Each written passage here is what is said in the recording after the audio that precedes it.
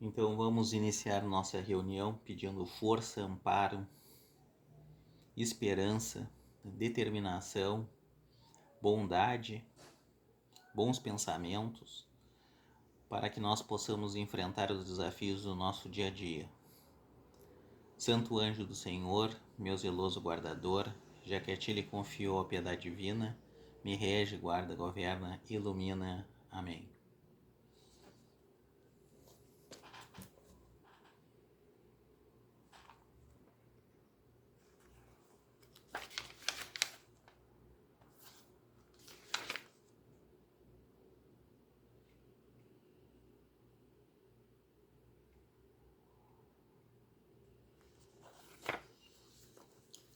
Então caiu aqui para nós os superiores e os inferiores.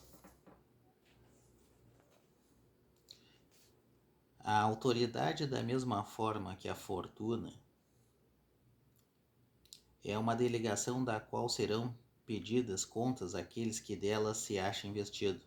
Não creeis que ela lhes seja dada para lhe proporcionar o vão prazer de comandar, nem assim como creem falsamente a maioria dos poderosos da terra, como um direito, uma propriedade. Deus, entretanto, lhes prova suficientemente que não é nenhuma nem outra coisa, uma vez que lhes retira quando isso lhe apraz. Se fosse um privilégio ligado à sua pessoa, ela seria inalienável.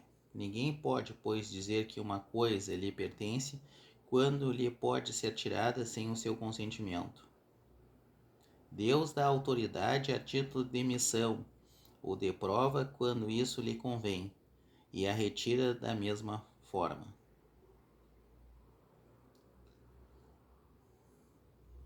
Então aqui o que ele está dizendo aqui? Tu vai ter autoridade enquanto tu carregar os valores necessários para assumir e pôr em prática aquela autoridade. Não é algo perpétuo.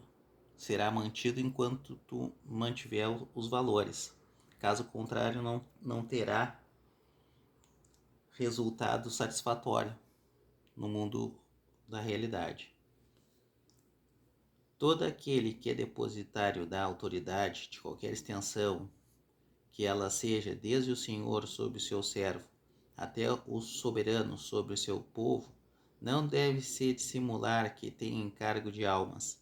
Ele responderá pela boa ou má direção que tiver dado aos seus subordinados, e a faltas que estes poderão cometer, os vícios a que serão arrastados em consequência dessa direção ou dos maus exemplos recairão sobre ele, enquanto que recolherá os frutos da sua solicitude para conduzi-los ao bem.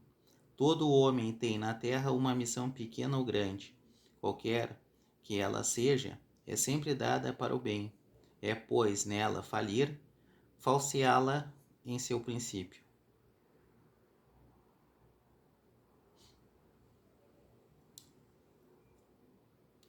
Então tu não pode dissimular essa autoridade.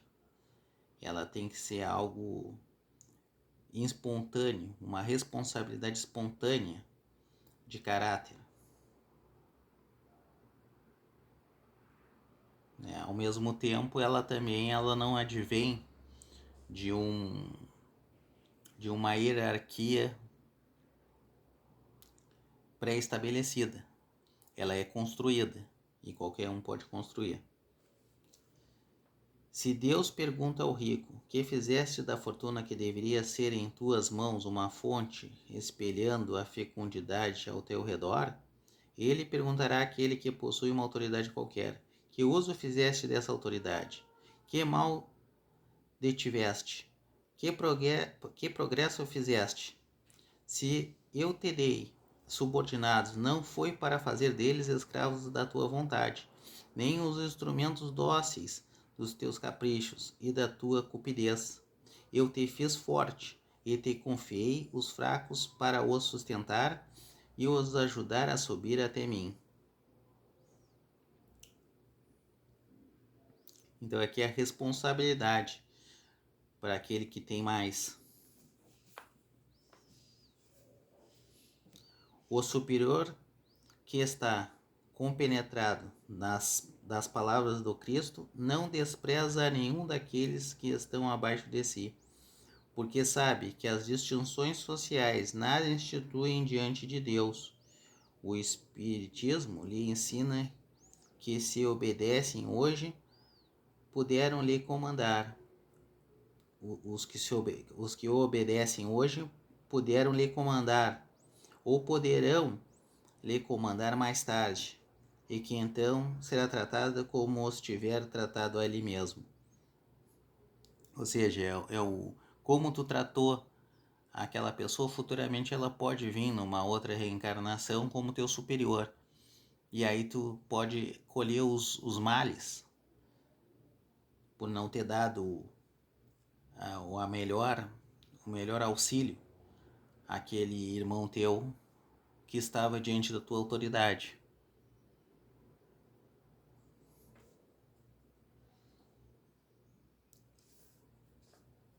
Se o superior tem deveres a cumprir, o inferior os tem de seu lado e não são menos sagrados. Se este último é espírita, sua consciência lhe dirá, melhor ainda, que deles não está dispensado, mesmo quando seu chefe não cumprisse os seus, porque sabe que não se deve retribuir o mal com o mal, e que as faltas de uns não autorizam as faltas de outro.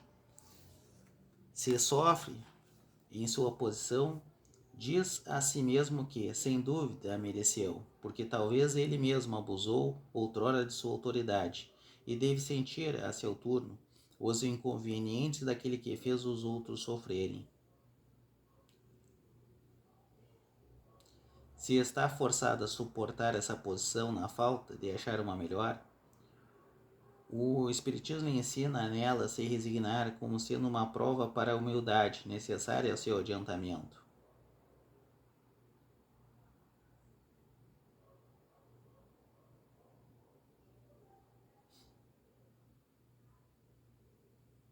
Sua crença o guia em sua conduta, age como quereria que seus subordinados agissem para com ele, se fosse chefe.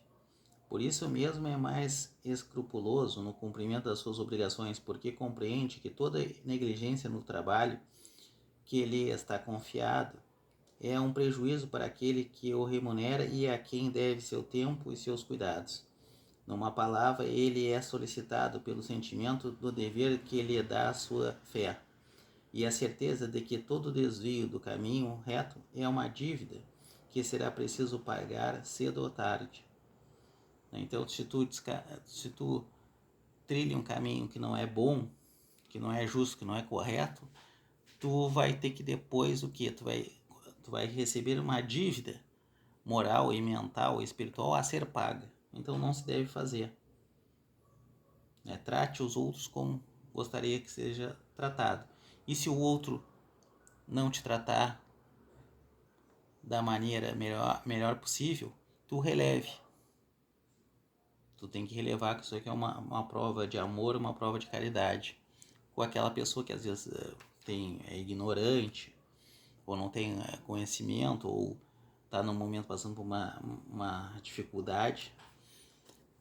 Então nós temos que ter essa atitude também mais compreensiva, né? Mesmo de uma agressão que alguém venha até de forma injusta nos provocar. Nós temos que manter essa ponderação. Às vezes a gente não tem ponderação, porque a gente vê aquela injustiça e a gente reage, mas a gente tem que tentar se controlar e ficar ponderados para tentar o melhor caminho.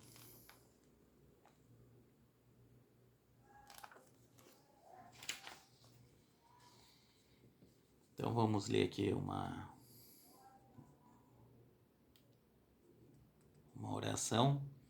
Venho de onde não existe tempo, mas sou eterno agora. Por isso nada é longe, não há morte, não há tempo, não há espaço, não há azar nem sorte. Por tudo isso fica o amor e fica o abraço. Bem-vindos à vida, tudo é trama, tudo é laço, não há fim e nada cessa, tudo o que existe só começa. Autora Edilene L.M. Lemos. Muito obrigado, que assim seja.